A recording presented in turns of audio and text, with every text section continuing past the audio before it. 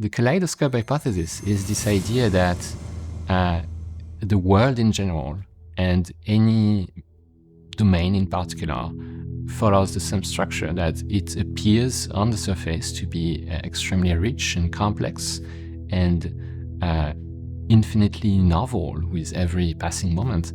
But in reality, it is made from the repetition and composition of just a few atoms of meaning. And a big part of intelligence is the process of mining your experience of the world to identify bits that are repeated and to extract these unique atoms of meaning. And when we extract them, we call them abstractions. And then as we build sort of like inner banks of such abstractions, then we can reuse them to make sense of novel situations, of situations that appear to be extremely unique and novel on the surface, but actually they can be interpreted by composing together these reusable abstractions. Before we start building AGI, we need to ask ourselves the hard questions. What is intelligence? How can we measure it, benchmark progress? And what are the directions that we should follow to build it? So I just want to give you my take on these questions. And I'm going to start by taking you back to peak AGI hype, which was early last year. Do you remember what February 2023 felt like? ChatGPT had been released just a couple months prior. GPT-4 just came out. Bing Chat just came out. It was the Google killer. Anyone remember Bing Chat? And we were told that ChatGPT would make us 100x more productive, 1,000x more productive, that it would outright replace us. The existential risk of AI was becoming front page news. And AGI was just around the corner. It was no longer 10 years away, not even 5 years away. It was just a couple years away. You could start the countdown in months. And that was 1.5 years ago. And clearly back then, AI was coming for your job right away. It could do anything you could, but faster and cheaper. And how did we know this? Well, it could pass exams. And these exams are the way that we tell whether other humans are fit to perform a certain job. If AI passes the bar exam, then it can be a lawyer. If it can solve programming puzzles, then it can be a software engineer and so on. So many people were saying that all lawyers, all software engineers, all doctors and so on were going to be out of a job, maybe even within the next year, which would have been today. In fact, most desk jobs were going to disappear, and we faced mass unemployment. So it's very funny to think about it, because today the employment rate in the US is actually higher than it was at the time.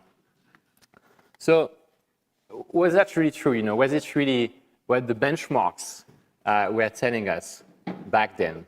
So if you go back to the real world, away from the headlines, away from the February 2023 hype, it seems that LLMs might be a little bit short of general AI. I'm sure most of you in this room would agree with that. They suffer from some problems. And these limitations are inherent to curve fitting. They're inherent to the paradigm that we are using to build these models. So they're not easy to patch. And in fact, there's been basically no progress on these limitations since day one. And day one was not last year. It was actually when we started using these transformer-based large language models, so over 5 years ago. So over 5 years ago, and we've not really made any progress on these problems because the models we are using are still the same. They're parametric curves fitted to a data set of the gradient descent, and they're still using the same transformer architecture. So I'm going to cover these limitations. I'm not actually going to cover hallucinations because all of you are probably very familiar with it. But let's take a look at the other ones. So to start with, an interesting issue with LLMs is that because they're autoregressive models, they will always output something that seems likely to follow your question, without necessarily looking at the contents of your question. So for instance, for a few months after the original release of ChatGPT, if you asked, what's heavier, 10 kilos of steel or 1 kilo of feathers? It would answer, they weigh the same. And it would answer that because the trick question, what's heavier, 1 kilo of steel or 1 kilo of feathers, is found all over the internet. And the answer is, of course, that they weigh the same. And so the model would just pattern match the question without actually looking at the numbers, without parsing the actual question you're asking. And same if you provide a variation of the Monty Hall problem, which is the screenshot right here. The LLM has memorized perfectly the canonical answer to the actual Monty Hall problem. So if you ask an absurd variation, it's just going to go right through it and output the answer to the original problem. So to be clear, these two specific problems, they've already been patched via RLHF, but they've been patched by special casing them. And it's very, very easy to find new problems that still fit this failure mode. So you may say, well, these examples are from last year, so surely today we are doing much better.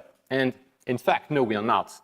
The issues have not changed since day one. We've not made any progress towards addressing them. They still plague the latest state-of-the-art models, like Claude 3.5, for instance.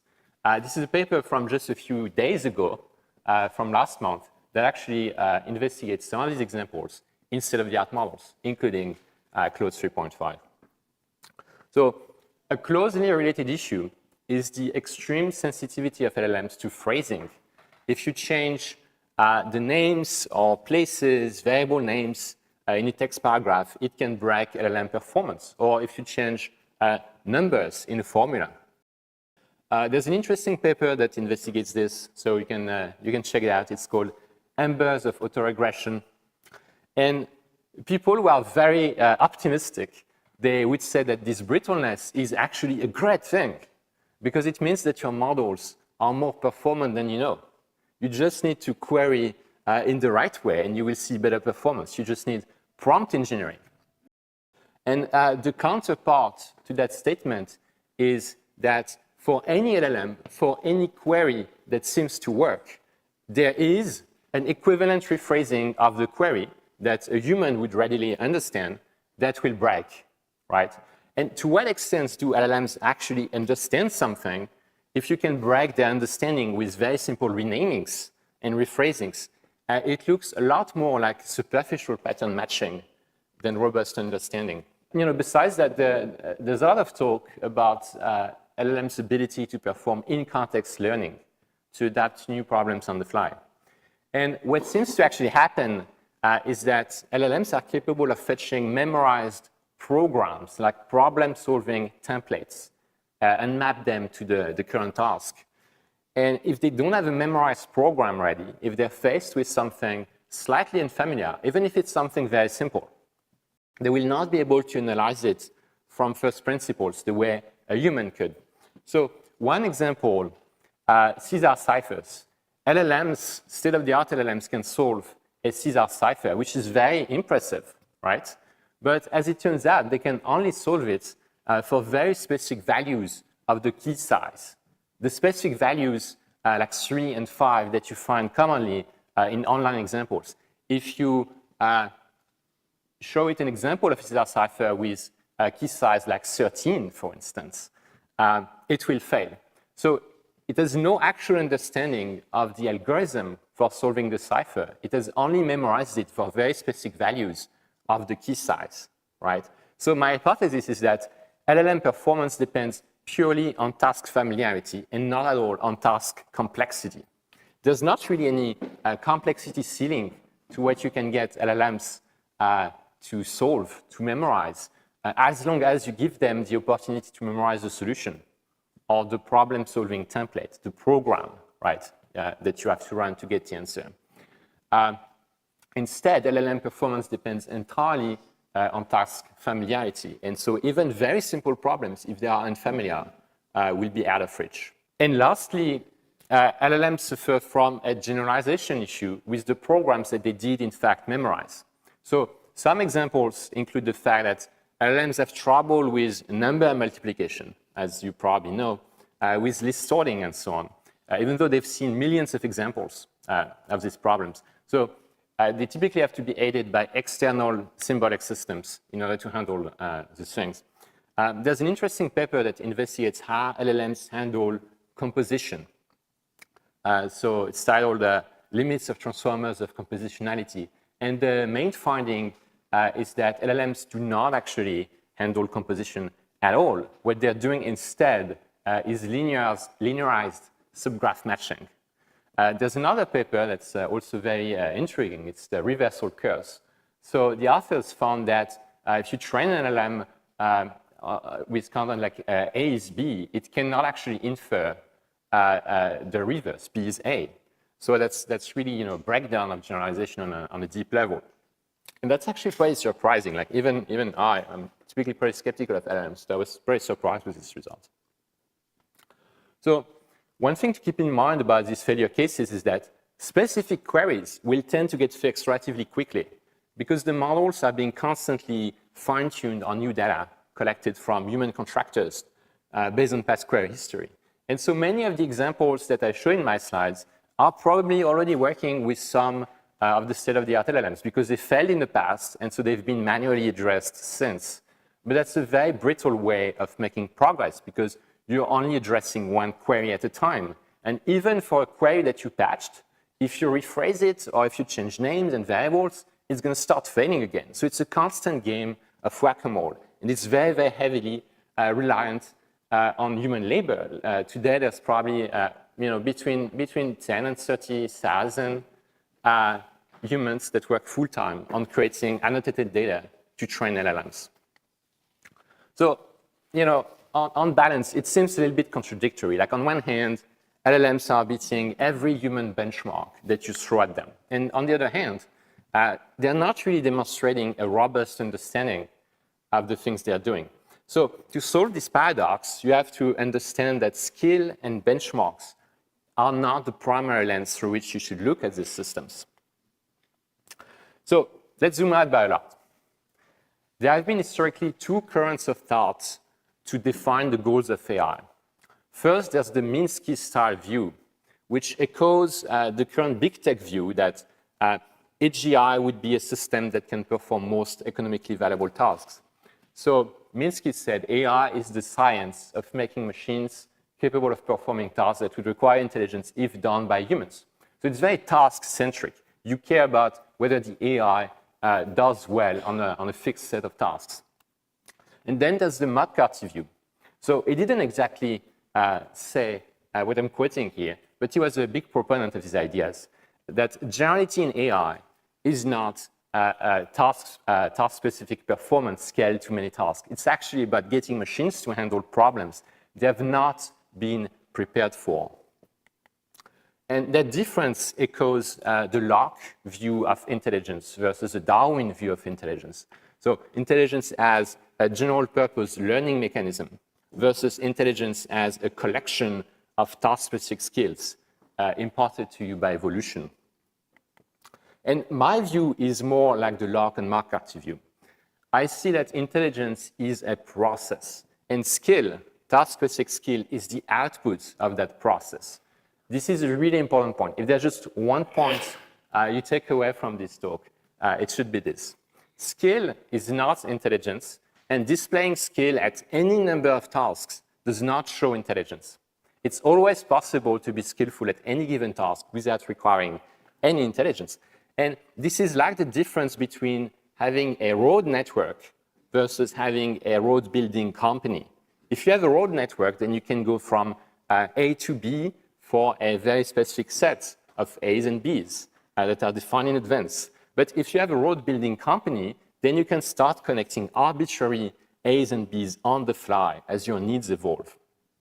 So attributing intelligence to a crystallized behavioral program is a category error. You are confusing the output of the process with the process itself. Intelligence is the ability to deal with new situations, the ability to blaze fresh trails and build new roads. It's not the road. So don't confuse the road and the process that created it. And all the issues that we are facing today with LLMs, they are a direct result of this misguided conceptualization of intelligence. The way we define and measure intelligence is not a technical detail that you can leave to externally provided benchmarks. It reflects our understanding of cognition. So it reflects the questions that you're asking. And through that, it also kind of limits the answers that you could be getting. It's really the way that you measure progress. It's the feedback signal that you use to get closer to your goals. If you have a bad feedback signal, you're not going to make progress towards actual generality. So here are some key concepts that you have to take into account if you want to define and measure intelligence. The first thing to keep in mind is the distinction between static skill and fluid intelligence. So between having access to a large collection of static programs to solve known problems, like what LLM would do, versus being able to synthesize brand new programs on the fly to solve a problem you've never seen before. So it's not a binary, right? Either you have fluidity or you don't. It's more like a spectrum, but there's higher intelligence on the right side of the spectrum. And the second concept is operational area. There's a big difference between being skilled only in situations that are very close to what you're familiar with versus being skilled in any situation within a broad scope. So for instance, if you know how to add numbers, then you should be able to add any two numbers, not just specific numbers that you've seen before or numbers close to them. If you know how to drive, then you should be able to drive in any city. You should even be able to learn to drive in the US and then move to London and drive in London, where you're driving on the other side of the road. If you know how to drive, but only in very specific geofenced areas, that's less intelligent. So again, there's a spectrum here. It's not a binary, but there's higher intelligence on the higher generalization side of the spectrum.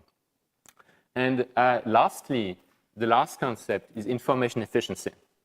How much information, how much data was required for your system to acquire a new skill program? If you're more information efficient, you are more intelligent. And so all these three concepts, these three quantities, they're linked by the concept of generalization. And generalization is really the central question in AI, not skill. Forget about skill, forget about benchmarks. And that's really the reason why using human exams to evaluate AI models is a terrible idea, because exams were not designed with generalization in mind. Or rather, they were designed with generalization assumptions that are appropriate for human beings, but are not appropriate for machines. Most exams assume that humans haven't read the exam questions and the answers beforehand. They assume that the questions you're going to be asking are going to be at least somewhat unfamiliar to the test taker, unless it's a pure memorization exam, in which case it would make sense that LLMs could ace it, since they've memorized the entire internet. So to get to the next level of capabilities, we've seen that we want AI to have the ability to adapt, to generalize to new situations that it has not been prepared for. And to get there, we need a better way to measure this ability, because it's by measuring it that we'll be able to make progress. We need a feedback signal. So in order to get there, we need a clear understanding of what generalization means. Generalization is the relationship between the information you have, like the priors that you're born with and the experience that you've acquired over the course of your lifetime, and your operational area over the space of potential future situations that you might encounter as an agent. And they are going to feature uncertainty, they're going to feature novelty, they're not going to be like the past. And generalization is basically the efficiency with which you operationalize past information in order to deal with the future. So you can interpret it as a conversion ratio. If you enjoy math, you can in fact use algorithmic information theory to try to characterize and quantify precisely this ratio. So I have a paper about it. If that's interesting to you, you can check it out. One of the things I talk about in the paper is that to measure generalization power, to measure intelligence, you should control for priors and experience, since intelligence is a conversion ratio. You need to know what you're dividing by. And if you're interested specifically in comparing AI to human intelligence, then you should standardize on a shared set of cognitive priors, which should be, of course, human cognitive priors, what we call core knowledge. So as an attempt to fulfill these requirements for a good benchmark of intelligence, I've put together a data set. It's called the Abstraction and Reasoning Corpus for Artificial General Intelligence, or ARC-AGI for short. And you can think of it as a kind of IQ test. So it's kind of intelligence test that can be taken by humans. It's actually very easy for humans, or AI agents. And you can think of it as a program synthesis data set as well. So a key idea is that in ARC-AGI, every task that you see, every task you get is novel. It's different from any other task in the data set. It's also different from anything you may find online, for instance. So you cannot prepare in advance for ARC. You cannot just solve ARC by memorizing the solutions in advance. That just doesn't work. And ARC tries to control for experience because you're doing few-shot program learning. You're seeing 2 or 3 examples of a thing, and then you must infer from that the program that links the input to the output. And we're also controlling for priors in the sense that ARC-AGI is grounded purely in core knowledge priors. So it's not going to be using any sort of acquired knowledge like the English language, for instance. It's only built on top of 4 core knowledge systems. There's objectness, there's basic geometry and topology, and there's numbers, and there's agentness. So we first ran a Kaggle competition on this data set in early 2020 that produced several very interesting solutions, all based on program synthesis. And right now, the state of the art is about 40% of test tasks solved. And that's very much baby steps. And that's a data set that's from before the age of LLMs, but actually it has become even more relevant in the age of LLMs, because most benchmarks based on human exams and so on, they've already saturated in the age of LLMs, but not ARC-AGI. And that's because ARC-AGI is designed to be resistant to memorization, and all the other benchmarks can be hacked by memory alone.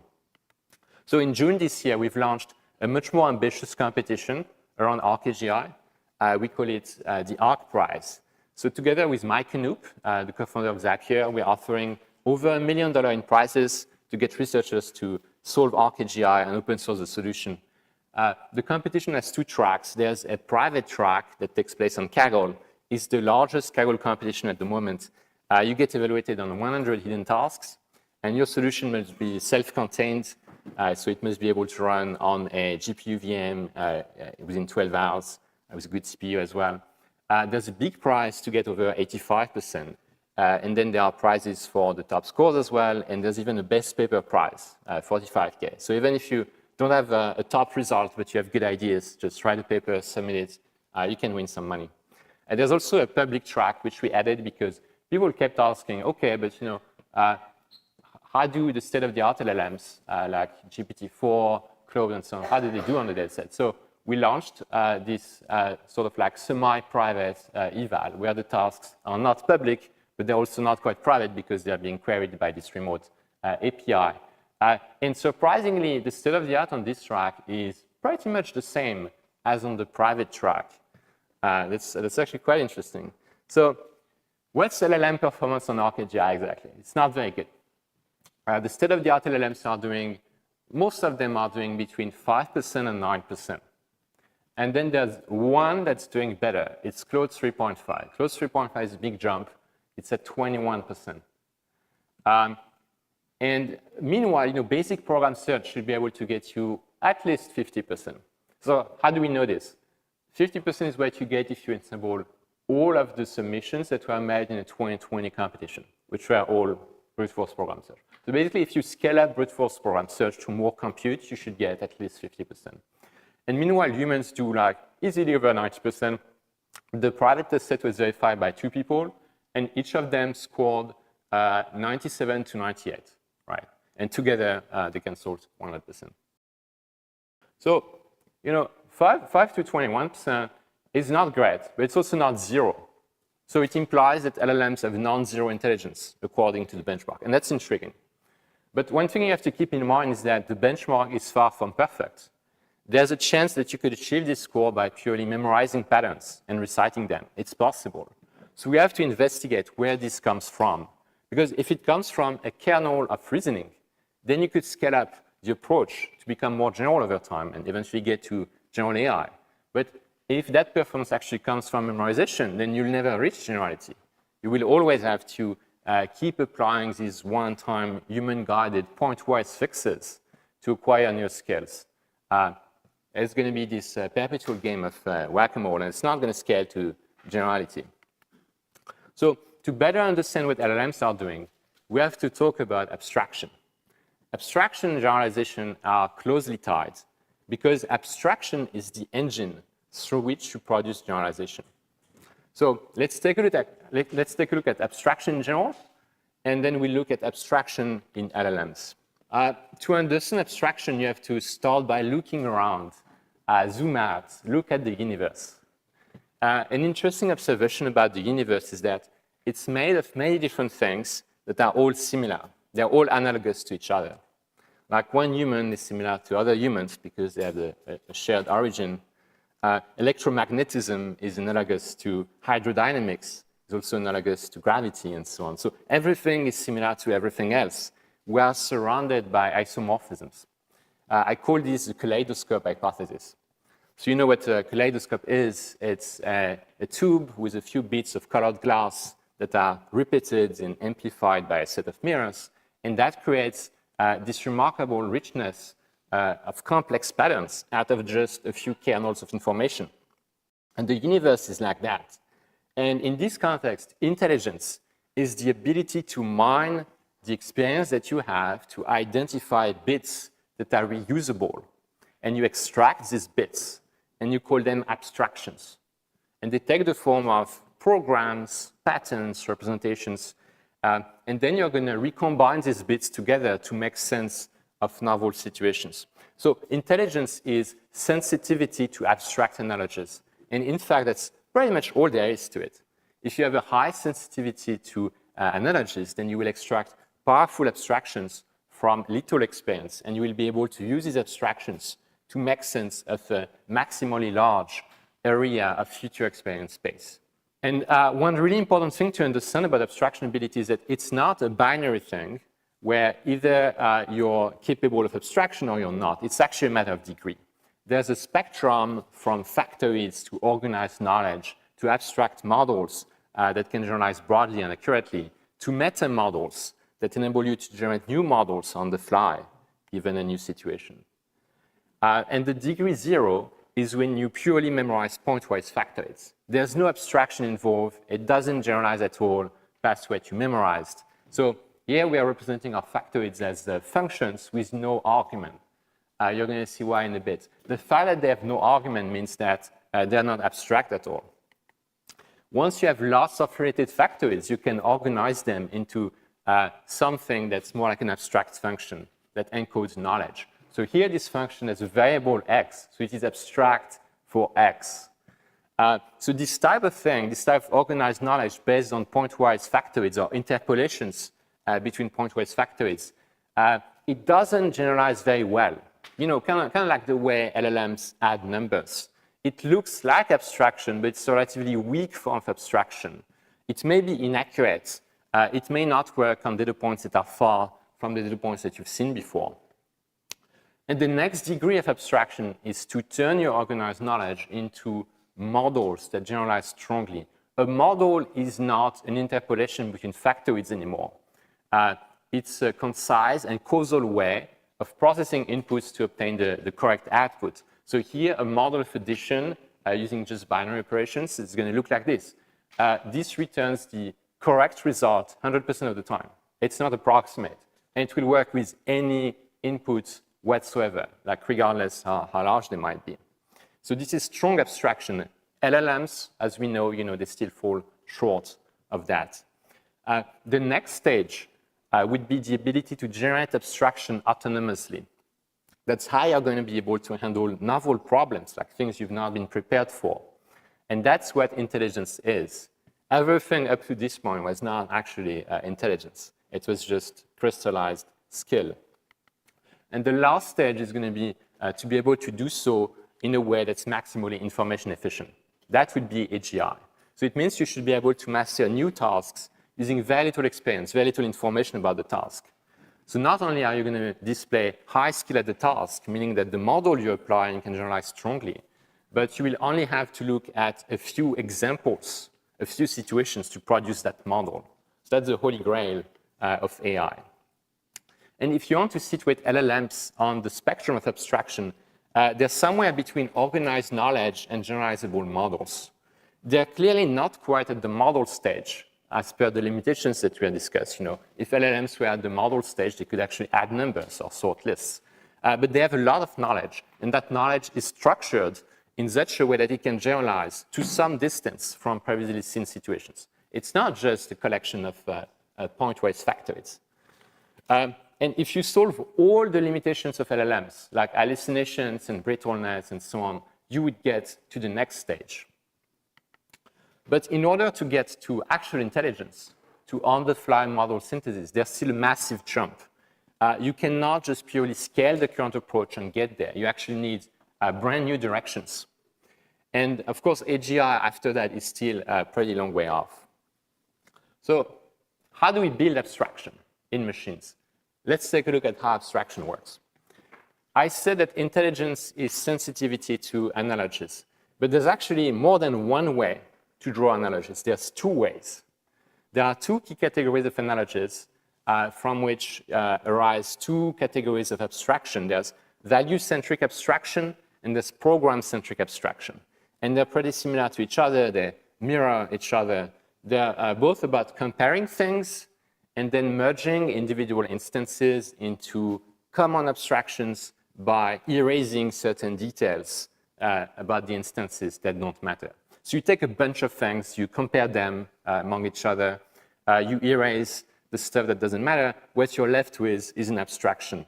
And the key difference between the two is that the first one operates in continuous domain, and the other one operates in discrete domain. So value-centric abstraction is about comparing things via a continuous distance function, like dot product in LLM, for instance, or the L2 distance. And this is basically what powers human perception, intuition, and pattern recognition. And meanwhile, program-centric abstraction is about comparing discrete programs, which are graphs, obviously, and instead of computing a distance between graphs, you are looking for exact subgraph isomorphisms, for exact subgraph matching. So if you ever hear like a software engineer talk about abstraction, for instance, this is actually what they mean. When you're refactoring something to make it more abstract, that's what you're doing. Both of these forms of abstraction, they're really driven by analogy making. It's just different ways to make analogies. Analogy making is the engine that produces abstraction. And value analogy is grounded in geometry. You compare instances via a distance function. And program-centric analogy is grounded in topology. You're doing exact subgraph matching. And all cognition arises from an interplay between these two forms of abstraction. And you can also remember them via the left brain versus right brain analogy, or the type 1 versus type 2 thinking distinction from Kahneman. So of course, the left brain versus right brain stuff, it's actually an image. It's not how lateralization of cognitive function actually works in the brain. But it's a fun way to remember it. And transformers are actually great at type 1, at value-centric abstraction. They do everything that type 1 is effective for, like perception, intuition, pattern recognition. So in that sense, transformers represent a major breakthrough in AI.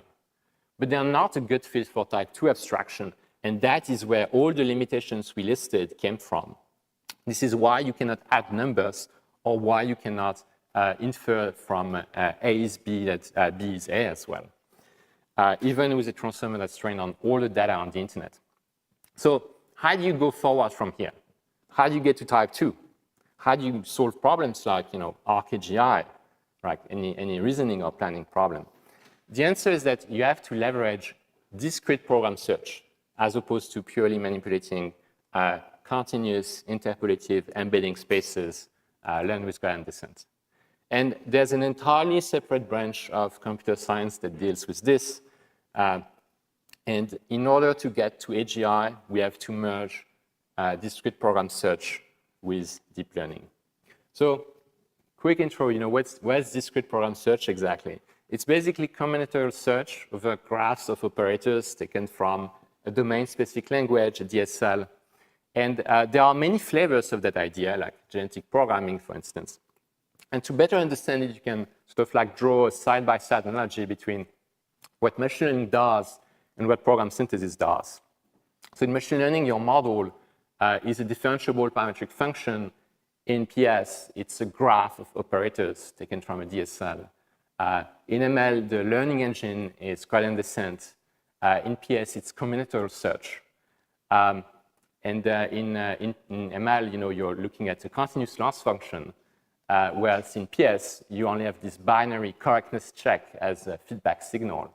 And the big hurdle in ML is data density. To learn a model, your model is a curve. So to fit it, you need a dense sampling of the problem space. Meanwhile, PS is extremely data efficient. You can fit a program using just a couple examples. But the key hurdle is combinatorial explosion. The size of the program space you have to look at to find the correct program is immense. And it increases combinatorially with DSL size or program length. So program synthesis has been very successful on ARC-AGI so far, even though these are just baby steps. And so all program synthesis solutions on ARC, they follow the same template, basically doing brute force program search. And even though that's very primitive, it still outperforms state-of-the-art LLMs with much less compute, by the way. So now we know what the limitations of LLMs are. We know what they're good at. They're good at type 1. We know what they're not good at, type 2.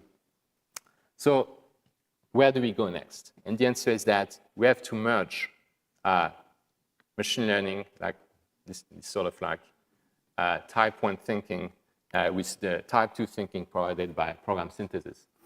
And I think that's really how intelligence works in humans. That's what human intelligence is really good at. That's what makes us special. It's that we combine perception and intuition together with explicit step-by-step reasoning. We combine really both forms of abstraction. So for instance, if you're playing chess, you're using type 2 when you calculate step-by-step, like you unfold specific interesting moves. But you're not doing this for every possible move because there are lots of them. It's combinatorial explosion. You're only doing this for a handful of different options. So you use your intuition, which you build up by playing lots of games, in order to narrow down the sort of discrete search that you perform when you're calculating. So you're merging type 1 and type 2, and that's why you can actually play chess using very, very small cognitive resources compared to what a computer can do. And this blending of type 1 and type 2 is where we should take AI next. So we can combine deep learning and discrete search into a unified super approach. So how does that work? Well, the key system 2 technique is discrete search over a space of programs. And the key wall that you run into is combinatorial explosion. And meanwhile, the key system 1 technique is curve fitting and generalization via interpolation. So you embed lots of data into an interpolative manifold. This manifold can do fast but approximate judgment calls about the target space. So the big idea is to leverage those fast but approximate judgment calls to fight combinatorial explosion. So you use them as a form of intuition about the structure of the program space that you're trying to search over, that you're navigating. And you use that to make search tractable. So a simple analogy that sounds a little bit too abstract is drawing a map. You take a space of discrete objects with discrete relationships that would normally require combinatorial search, like path finding in the Paris metro is a good example. That's a combinatorial problem. And you embed these discrete objects and their relationships into a geometric manifold where you can compare things via a continuous distance function. And you can use that to make fast but approximate inferences about relationships, right? Like you can pretty much draw a line on this map, look at what it intersects, and this gives you a sort of like candidate path that restricts the set of discrete passes that you're going to have to look at one by one. So this enables you to keep combinatorial explosion in check. But of course, you cannot draw maps of any kind of space, right? Like program space is actually very, very nonlinear. So in order to use deep learning for a problem, you need two things. You need an interpolative problem, like it needs to follow the manifold hypothesis, and you need lots of data. If you have only two examples, it doesn't work. So if you look at a single ARC-AGI task, for instance, it's not interpolative, and you only have like 2 to 4 examples. So you cannot use deep learning. You cannot solve it purely by reapplying a memorized pattern either. So you cannot use an LLM. But if you take a step down, lower down the scale of abstraction, and you look at core knowledge, the core knowledge systems that ARC-AGI is built upon, each core knowledge system is interpolative in nature and could be learned from data. And of course, you can collect lots of data about them. So you could use deep learning at that level to serve as a perception layer that passes ARC world into discrete objects. And likewise, if you take a step higher up the scale of abstraction, and you look at the space of all possible ARC-AGI tasks and all possible programs that solve them, then again, you will find continuous dimensions of variation. So you can actually leverage interpolation in that space to some extent. So you can use deep learning there to produce intuition over the structure of the space of ARC tasks and the programs that solve them. So based on that, I think there are two exciting research areas to combine deep learning and program synthesis. The first one would be leveraging discrete programs that incorporate deep learning components. So for instance, use deep learning as a perception layer to parse the real world into discrete building blocks that you can feed into a program synthesis engine. You can also add symbolic add-ons to deep learning systems, which is something I've been talking about for a very long time, but it's actually starting to happen now with things like external verifiers, tool use for LLMs, and so on. And the other direction would be deep learning models used to inform discrete search and improve its efficiency. So you use deep learning as a driver, as a guide for program synthesis. So for instance, it can give you intuitive program sketches to guide your program search. And it can reduce the space of possible branching decisions that you should consider over each node and so on. So what would that look like on ARC-AGI? I'm going to spell out to you how you can crack ARC-AGI and win $1 million maybe. So there are two directions you can go. First, you can use deep learning to draw a map, in a sense, of grid state space, grid space. So in the limit, this solves program synthesis because you take your initial grid input, you embed it on your manifold, then you look at the grid output, you embed it, and then you draw a line between the 2 points on your manifold. And you look at the grids that it interpolates. And this gives you approximately the series of transformations to go from input to output, right? You still have to do local search around them, of course, because this is fast, but this is very approximate. It may not be correct. But it's a very good starting point. You are turning program synthesis into a pure interpolation problem. And the other direction you can go is program embedding. You can use deep learning to draw a map of program space this time instead of grid space. And you can use this map to generate discrete programs and make your search process more efficient. So a very cool example of how you can combine LLMs with discrete program search is this paper. Hypothesis search, inductive reasoning with language models. So it uses LLM to first generate a number of hypotheses about an ARC task in natural language. And then it uses another LLM to implement candidate programs corresponding to each hypothesis in Python. And so by doing this, they're actually getting a 2x improvement on ARC-AGI, so that's very promising. Another very crude example that's very promising is the submission from Ryan Greenblatt on the ARC-AGI leaderboard, the public leaderboard. So it's using a very sophisticated prompting pipeline based on GPT-4o, where it uses GPT-4o to generate candidate Python programs to solve ARC tasks. And then he has an external verifier. It's generating like thousands of tasks thousands of programs per task.